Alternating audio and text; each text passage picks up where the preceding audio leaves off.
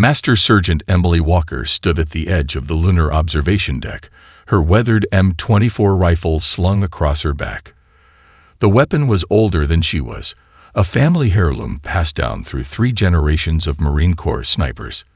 Behind her, the assembled aliens of the Galactic Council whispered among themselves, their translators struggling to keep up with their excited chittering. "Primitive," sneered Sarlacc, his crystalline form catching the starlight. The Council's premier weapons specialist raised his quantum-guided plasma cannon, its sleek chrome surface highlighting the contrast with Emily's wooden-stocked rifle. "Your species clings to projectile weapons like children clutching toys." Emily didn't respond immediately. Her eyes were fixed on the challenge target, a series of reflective spheres moving in complex patterns through the lunar debris field. Solar winds from an approaching storm made the targeting conditions even more treacherous. "Perfect. Tell me, Sarlacc." She finally spoke, her voice carrying the calm confidence that had made her legendary among Earth's special forces. "How many shots have you missed in your career?" The alien's crystalline structure flickered with pale blue light, their equivalent of laughter. "With targeting quantum computers and plasma guidance, none. Missing is a human concept." Emily nodded, unslinging her rifle with practiced grace. The wood was smooth against her palms, worn to a shine by generations of human hands. "That's the difference between us. Humans understand something your advanced targeting systems never will: the beauty of imperfection."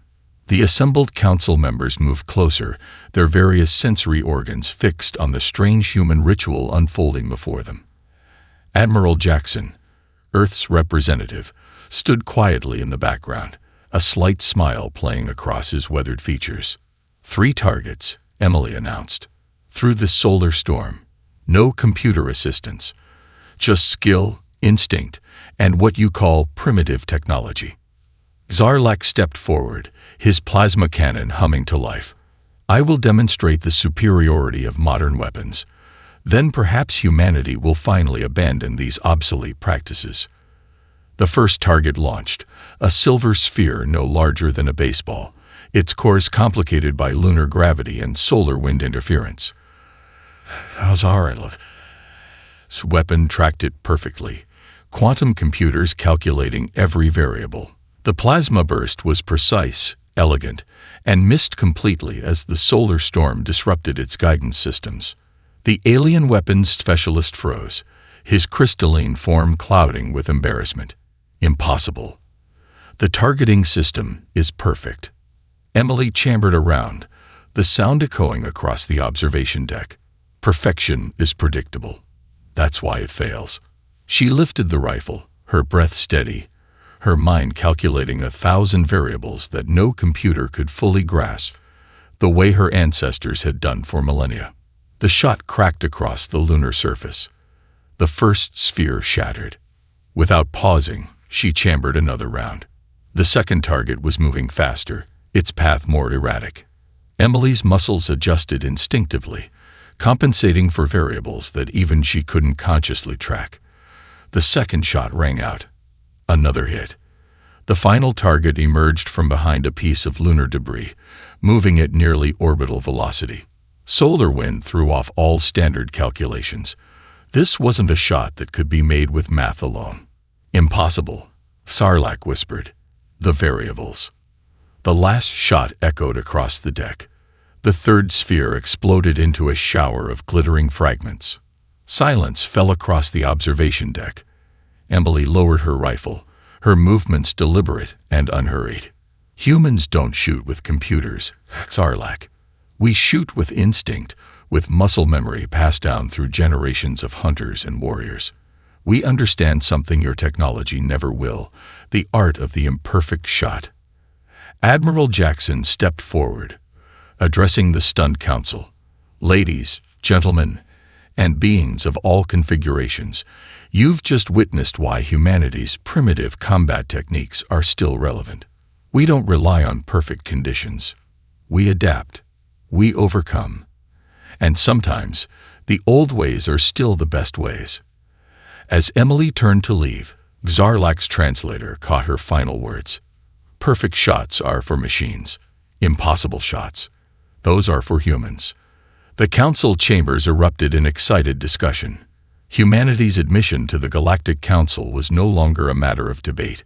Some skills, it seemed, transcended technological advancement, and in the vast darkness between the stars, humanity's primitive abilities might just prove to be exactly what the galaxy needed. Former Army Ranger Jack Thompson traced his fingers across the ancient cave painting, his flashlight illuminating what couldn't possibly exist. A human figure wielding something that looked suspiciously like a precision rifle, dated nearly 50,000 years ago. The Mars excavation site had yielded many surprises, but this one threatened to rewrite human history. Dr. Rivera, you need to see this, he called to his research partner. The xenorchaeologist hurried over, her own light joining his on the crimson wall. The figure in the painting was unmistakably taking aim at something in the Martian sky, something that matched no known animal species. That's impossible, she whispered, her scanner humming as it analyzed the pigments. These paintings predate Earth's earliest known civilizations, yet the stance, the weapon positioning, it's textbook modern sniper form. Jack's comlink chirped, interrupting their discovery. Thompson here. Sir. His security chief's voice was tense. We've got movement at the perimeter, not natural formations. Something's out there. The cave entrance suddenly filled with shadows. Jack's military training kicked in instantly. Lights out. Now. Both researchers killed their beams, plunging the cave into darkness, broken only by the dim glow of emergency strips. Your species always did have excellent survival instincts. A voice echoed from the entrance. The speaker stepped into view, a Centaurian diplomat Jack recognized from the council meetings. Behind him, shadows moved with artificial precision. Ambassador Vexol. Jack kept his voice steady, his hand inching toward the sidearm he'd never stopped carrying. This is a restricted research site. Restricted. The alien's translator couldn't quite capture his tone. Or protected. Your people have been very careful about who gets access to these caves. Now we know why. Dr. Rivera's scanner beeped, a completed analysis. Her sharp intake of breath told Jack it had found something significant. The pigments, she whispered. They're not just paint. They're encoded with molecular data. These aren't just pictures. They're technical documents. The ambassador's external membranes flickered. Records of what you once were. What you were made to be. Your species wasn't born on Earth, Ranger Thompson. You were placed there. Engineered. Refined. The perfect hunting creature. Jack's mind raced through his recent findings. The inexplicable accuracy of human spatial awareness. The unique neural pathways that made humans exceptional shots. The strange gaps in Earth's evolutionary record. That's why you're here, he realized. Not to suppress this discovery. To confirm it. Your council admission wasn't a diplomatic courtesy. Vexol moved further into the cave. It was a necessity. The galaxy needs what humanity has become, what you were designed to be. A distant boom echoed through the cave system. Jack's comlink crackled. Sir, multiple breaches at the secondary sites. They're downloading the cave data. The question, Vexol continued, is whether your species will embrace its heritage willingly, or whether we'll need to motivate you. Jack moved with the speed that had made Rangers legendary.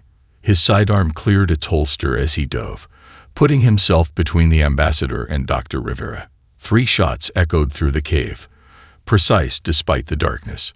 The shadows behind Vexol dropped, their cloaking fields failing to reveal synthetic combat frames. You just made a serious mistake. Jack's voice was ice. If humanity really is what you say we are, then you should know better than to threaten us. The ambassador's membranes pulsed with what might have been amusement. Threat? No, Ranger Thompson. This is a recruitment drive. Dr. Rivera's scanner chirped again. Jack, the data. These cave paintings are repeating one phrase in ancient Martian script, over and over. What phrase? Her voice trembled. The hunters have returned. The cave's emergency lights flickered, casting strange shadows on the ancient artwork. Jack kept his weapon trained on the ambassador, but his eyes were drawn to the figure on the wall, the impossible sniper, taking aim at something from humanity's forgotten past. "Tell me," he demanded, "what exactly were we engineered to hunt?" Vexol's translator crackled with something that might have been fear. "Not what, Ranger Thompson. What's hunting us?" Lieutenant Hannah Mitchell watched her most promising student miss another shot. The young Proximan's tentacles trembled with frustration as the holographic target disappeared, his advanced targeting system smoking slightly from overuse.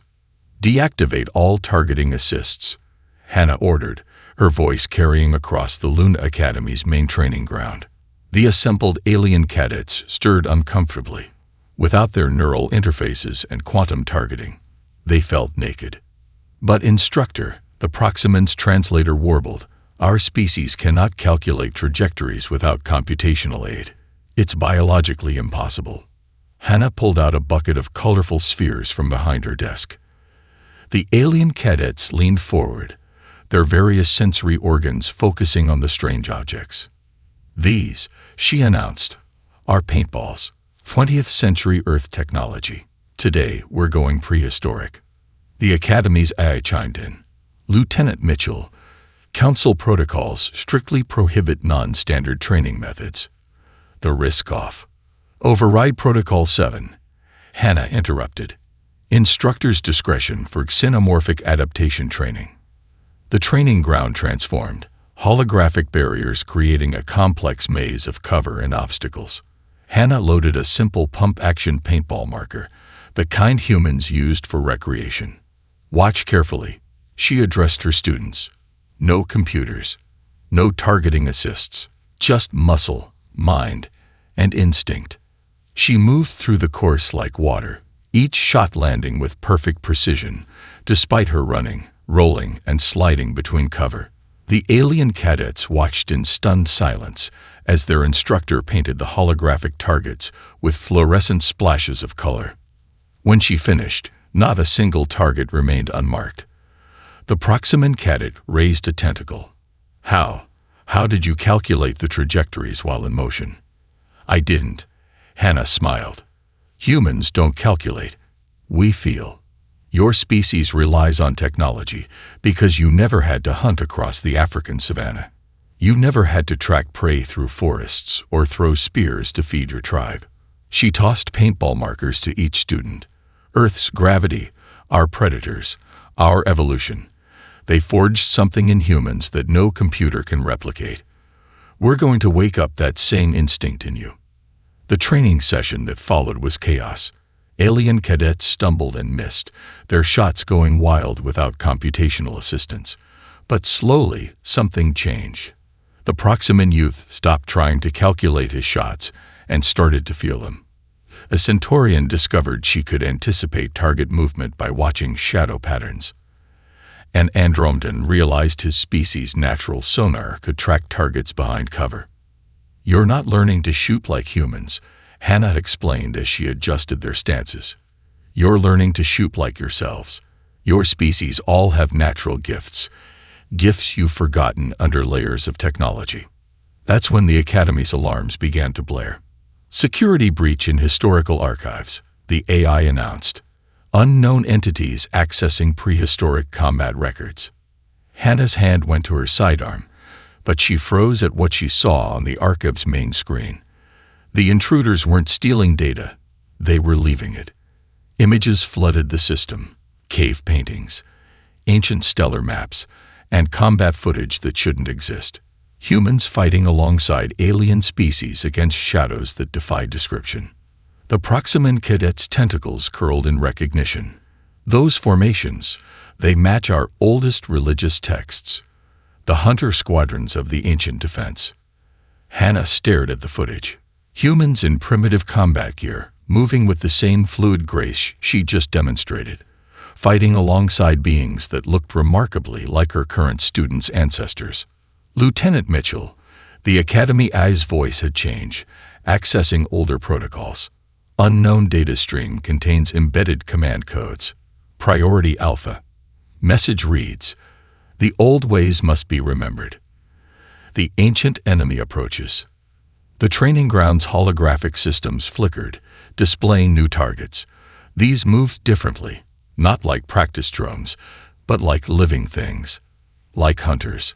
Like predators. Hannah watched her students react. Without prompting, without their advanced targeting systems, they raised their paintball markers. She saw in their stances something ancient awakening. The same combat instinct that humans had never lost. Well, she chambered around in her own marker. Looks like today's lesson just got a lot more interesting. Show me what you've learned, cadets. The old ways are calling. The aliens moved into formation around their human instructor, their movements guided by muscle memories older than their civilizations. Above them, the Academy's screens continued to fill with impossible records of a forgotten war. A war that was about to begin again. Marcus Reynolds lay prone on Europa's icy surface, his breath steady despite the situation. Through his scope, he watched the crystalline ships of the Vorkath swarm descend upon Jupiter's orbital defense stations. Their energy shields shrugged off plasma fire like rain, rendering the most advanced weapons in the galaxy useless. "Command post to all snipers," his radio crackled. "Multiple breaches detected. Energy weapons ineffective. Switching to Protocol Echo." Marcus allowed himself a grim smile. Protocol Echo. Earth's insistence on maintaining primitive ballistic weapons had seemed paranoid to their alien allies. Until now. Reynolds to all positions. He keyed his comm. "Like we practiced. Cold bore shots, match-grade ammunition. Show these bugs why humans still use bullets." His team responded with clicks. 7 other retired Marine Scout snipers scattered across Europa's surface. Their position had seemed strategic when they'd set up the listening post. Now it was the front line. The first Vorkath ship breached atmosphere, its crystalline surface refracting Jupiter's light like a deadly prism. Marcus centered his crosshairs on what their briefings had identified as a critical junction in the vessel's structure. "Send it," he whispered. The shot cracked across Europa's airless surface, traveling purely through the ice beneath him. The tungsten core round struck precisely where he'd aimed, and penetrated. The Vorkath chute shield, designed to disperse energy weapons, had no defense against good old-fashioned kinetic force. The vessel shattered like glass.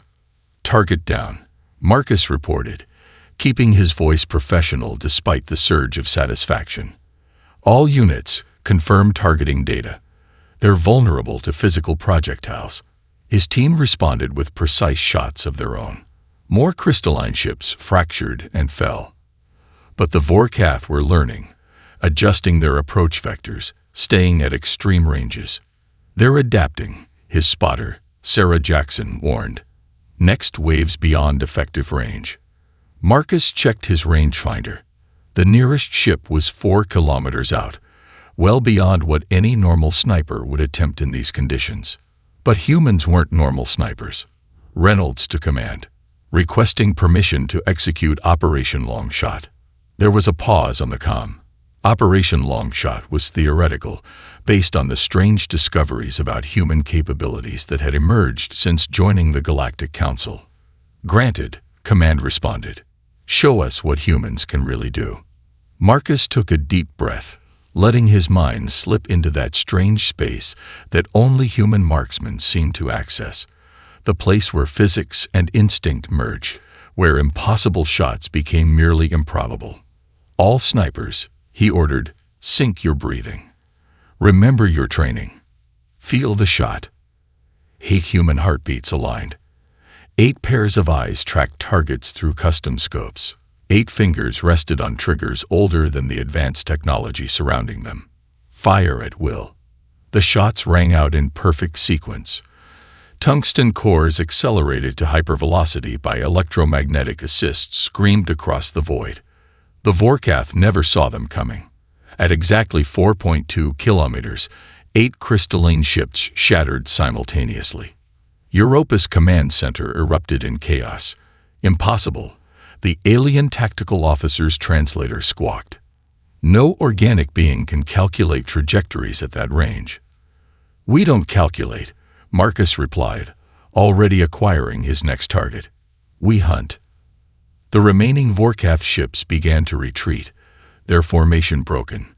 But Marcus had seen something in their movement pattern, something that triggered memories from the classified briefings about humanity's true history. "Command, are you seeing this?" he asked. "Their evasion pattern, it's familiar." The command center went silent. Then a new voice came on the line. Someone high up in Earth's Xenorchaeology division. "Confirmed, Master Sergeant Reynolds. The Vorkath aren't just retreating. They're running." The last time these movement patterns were recorded was 50,000 years ago, during the First Hunter War. Marcus watched the crystalline ships flee into Jupiter's shadow, his scope still tracking their movement. Something deep in his genetic memory stirred, a shadow of what humans had once been, of why they had been created. "What exactly were we engineered to hunt?" he whispered. As if in answer, his radio crackled with static, and through it came a signal that made his blood run cold. Not words, not language, but something older. A hunting call that every human on the frequency felt in their bones. The Vorkath weren't the enemy. They were running from it. And humanity had just proven they remembered how to hunt. Emily Walker stared at the holographic display in the Mars Research Facility's main chamber, her fingers tracing lines of genetic code that shouldn't exist. Beside her, Jack Thompson loaded another sample into the sequencer. Tissue from a 50,000-year-old human hunter, preserved in Arctic ice. "Run it again," Emily ordered. The facility's AI compiled the results, comparing modern human DNA with the ancient sample. The match was impossible to deny. "We didn't evolve." Jack's voice was barely a whisper. "We were designed. Every instinct, every reflex that makes us exceptional shots. It's all engineered." The laboratory doors hissed open. Admiral Jackson strode in, his uniform bearing new marks of recent battles. "The Vorkath have broken through the Centaurian defense line. They're running from something, and that something is headed straight for Earth." Emily pointed to the genetic display. "They're running from what we were made to fight. Look at these sequences. They're not random mutations. They're weapon systems, coded into our DNA." The display shifted, highlighting specific genetic markers. Enhanced spatial awareness, supernatural trajectory calculation, perfect trigger control. Humanity's greatest gifts were purpose-built for war. The cave paintings make sense now. Jack activated another hologram, the ancient Martian murals. These aren't just records. They're activation codes. The genetic markers respond to specific visual and auditory triggers. As if on cue, Emily's vision blurred. Images flashed through her mind. Battles fought before recorded history, humans moving with impossible precision, taking down creatures that defied description. Her hands moved unconsciously, fingers curling around an imaginary rifle. "It's starting." Admiral Jackson watched her movements. "The old protocols are waking up. Every human marksman across the galaxy is reporting the same thing. Muscle memory we never learned. Combat techniques we shouldn't know." The facility's sensors screamed. Something massive had just entered the solar system, its signature matching nothing in their databases. But in Emily's awakening genetic memory, it was horrifyingly familiar.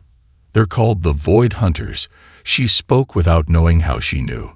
"They seeded primitive worlds with engineered predators, letting them evolve into perfect prey. That's what the Vorkath are. Prey species running from their hunters." Jack's hands shook as he loaded his rifle, an unconscious echo of Emily's movements. "And we're the counter-predators, the failsafe. We were made to hunt the hunters." Admiral Jackson's comm unit crackled, multiple contacts emerging from hyperspace. "The Void Hunters, they're here." Emily moved to the weapon locker, her movements fluid with inherited grace. Her fingers found her old M24 rifle, but it felt different now. Her enhanced awareness could see every microscopic imperfection, calculate every possible trajectory. We have a choice, she looked at her companions. Embrace what we were made to be, or try to fight it. Through the facility's windows, darkness swept across Mars' sky. The Void Hunters' ships were unlike anything human eyes had seen, or rather, unlike anything they'd seen in recorded history. In Emily's awakening memories, they were terrifyingly familiar. The galaxy made us forget for a reason. Jack checked his weapon with inherited precision. These genetic memories, these combat protocols, they're not just skills. They're a curse. Emily watched the approaching shadows, her enhanced senses picking up details no human should be able to see. Maybe. But right now, that curse might be the only thing standing between civilization and extinction. The facility's lights dimmed as the Void Hunter's influence grew stronger. In the darkness, Emily's eyes adapted instantly. Another engineered trait awakening. She could see her companions moving with the same preternatural grace, their bodies remembering what their minds never knew. Well then, Admiral Jackson chambered around, the sound echoing with ancient purpose. Let's show these Void Hunters why they made us in the first place. Above them, the stars began to vanish as the ancient enemy approached. But in the growing darkness, 8 billion pairs of human eyes were beginning to see with new clarity. The hunters had returned, and humanity remembered how to hunt. Lieutenant Hannah Mitchell watched her alien students move through the combat course with inhuman grace. Their movements had changed, becoming something both beautiful and terrifying. The Marksman cadet, once clumsy without his targeting computers, now flowed like liquid mercury. The Centaurian's shots struck with deadly precision, her natural sonar abilities enhanced by awakened combat instincts. They're evolving, Dr. Rivera observed from the safety of the observation deck. Human combat training isn't just teaching them, it's changing them. Hannah nodded, her enhanced perception noting subtle changes in her students' physiology. We're not just remembering our own combat protocols, we're activating something in them too. The Academy's warning sirens shattered their discussion. On the main display, a Vorkath fleet emerged from hyperspace near Neptune. But these ships moved differently, not retreating, but hunting. Behind them, the darker shadows of the Void Hunters lurked at the system's edge. All cadets to battle stations, Hannah's voice carried across the training ground. This isn't a drill.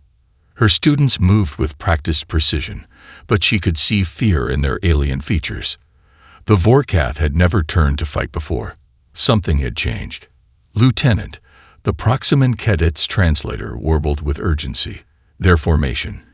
It's identical to the hunting patterns in our ancient texts. They're not running anymore. They've been activated. Hannah's enhanced vision caught what normal human eyes would miss. Subtle changes in the crystalline vessel's structure. The Void Hunters weren't just chasing the Vorkath. They were transforming them back into what they'd originally been engineered to be. Command, this is Mitchell. She keyed her comm. The Vorkath aren't victims anymore. They're reverting to their original programming. We need to end this now. The Academy's AI projected tactical data across the sky. Conventional forces were mobilizing, but they'd never arrive in time. All that stood between the Vorkath and Earth's outer colonies was a training academy filled with half-trained cadets, and one human instructor who remembered what it meant to hunt. Listen carefully, Hannah addressed her students. Everything I've taught you about finding your natural instincts. Forget it. What you're feeling now, those new abilities awakening, they're not natural. They're what you were before your species forgot how to hunt. She loaded her rifle, not a training weapon now, but the real thing. Humanity wasn't the only species engineered for combat. We were just the only ones who never fully forgot. Now it's time to help you remember. The Marksman cadet raised his weapon, tentacles steady. The ancient protocols. They're not just in humans, are they? Every spacefaring race was engineered for war, Hannah confirmed. Different specialties, different purposes. The Void Hunters didn't just make humanity into marksmen. They made your ancestors into warriors too. Then something made everyone forget. Everyone except us. Through the Academy's windows, they watched the Vorkath fleet approach. Their crystalline ships had transformed, organic patterns emerging through the mineral surface. They were becoming what they'd been meant to be, living weapons. Today's lesson, Hannah chambered around, the sound echoing with ancient purpose, is about remembering who you are, what you were made to be, and then choosing to be something better. Her students formed up around her, their movements guided by muscle memory older than their civilizations. In their stance, she saw echoes of ancient combat forms, pieces of a warrior legacy that spanned the stars. Command to all units, Admiral Jackson's voice crackled over the comm. The Void Hunters engineered every species in this galaxy for war. Then they left us to evolve, to forget our purpose. Now they're back to reclaim their weapons. Hannah watched her students' faces as understanding dawned. They weren't just fighting for survival now. They were fighting for the right to choose their own destiny. Well then, she raised her rifle as the first Vorkath ships entered firing range. Let's show them what their weapons have evolved into. The Academy's defenses activated, but Hannah barely noticed. Her enhanced senses were focused on her students, watching as they moved with inherited grace, their shots guided by ancient instincts and modern choice. They weren't just marksmen anymore. They were something new, something free. Marcus Reynolds stood in the captured Vorkath vessel's control chamber, his enhanced senses taking in details that would have been impossible for a normal human to perceive. The crystalline walls pulsed with organic patterns, the ship itself transforming into something that straddled the line between mineral and flesh. Found something, his team's tech specialist, Private Cooper, called from a neural interface station. It's not just a ship's log. It's their entire racial memory. The holographic display activated, showing images that made Marcus's newly awakened genetic memory stir. The Vorkath hadn't always been crystalline beings. They'd been organic once, engineered by the Void Hunters to be the perfect predators, until something else had engineered them to forget. Play it, Marcus ordered, his finger resting near his rifle's trigger from instinct rather than conscious thought. The memories flowed like water. The Vorkath, proud hunters, serving their Void Hunter masters. Then a new force appearing. Something that moved through space itself, reshaping reality. The Void Hunters fleeing, their weapons turning against them. And humanity, newly engineered, standing as the final line of defense. Sir, Cooper's voice shook. These readings match the signal we've been detecting from deep space. Whatever changed the Vorkath, it's coming back. The ship's sensors screamed. Through the crystalline walls, Marcus watched as space itself seemed to fold. A vessel emerged, but not like anything he'd ever seen. It was like looking at a hole in reality, a shape that shouldn't exist. All hands, combat stations, Marcus raised his rifle as the ship's interior began to change. The crystalline surfaces rippled, responding to the impossible vessel's presence. Cooper, get that data to command. Now. Transmission already sent, but Cooper checked his readings again. Sir, that ship out there, it's not trying to destroy us. It's trying to wake us up. Marcus felt it then. A pull in his genetic memory, something older than the Void Hunter programming. The impossible ship wasn't an enemy. It was the reason humanity had been engineered in the first place. We got it wrong, he realized, lowering his weapon. The Void Hunters didn't make us. They copied us. We were already hunters before they found us. The ship's internal crystals resonated with a frequency that made his enhanced senses sing. In that resonance, he heard the truth, humanity's true history, older than Earth itself. Command, this is Reynolds. He keyed his comm. The Void Hunters aren't the original enemy. They're copycats, scavengers who found our old technology and tried to recreate what we used to be. Admiral Jackson's voice crackled through. Explain, Master Sergeant. Humanity wasn't engineered to fight the Void Hunters. Marcus watched as the impossible ship drew closer. We engineered ourselves, millions of years ago, to fight something much worse. Then we made ourselves forget, seated ourselves on Earth, and waited. The crystalline walls showed him reflections of ancient battles, humans fighting alongside the original Vorkath against enemies that bent space itself, not with advanced technology, but with skills so deeply ingrained they survived millions of years of engineered amnesia. The Void Hunters found our old testing grounds, he continued. They found the Vorkath, our original allies, and tried to recreate our work. But they got it wrong. They thought we made ourselves into weapons. We didn't. We made ourselves into hunters because we were the only ones who could track these things through the spaces between spaces. Through the ship's sensors, he watched as more impossible vessels emerged from folded space. The Void Hunters' fleet scattered before them, their pale imitation of ancient power useless against the real thing. So what are we going to do? Cooper asked, his own enhanced senses tracking the approaching vessels.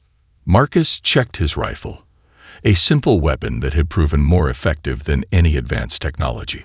We're going to remember who we really are. Not weapons, not engineered soldiers, but hunters who chose to stand guard over this galaxy. The impossible ships drew closer, their presence awakening memories older than humanity's time on Earth. In those memories, Marcus saw the truth. They hadn't been made into warriors. They'd chosen to become guardians. Command. He chambered around, the sound echoing with renewed purpose. Request permission to welcome our ancestors home. Emily Walker stood on Earth's last orbital platform, watching as reality itself bent around the approaching vessels. Beside her, Jack Thompson and Hannah Mitchell had their rifles ready, but their enhanced senses told them these weren't targets. They were answers.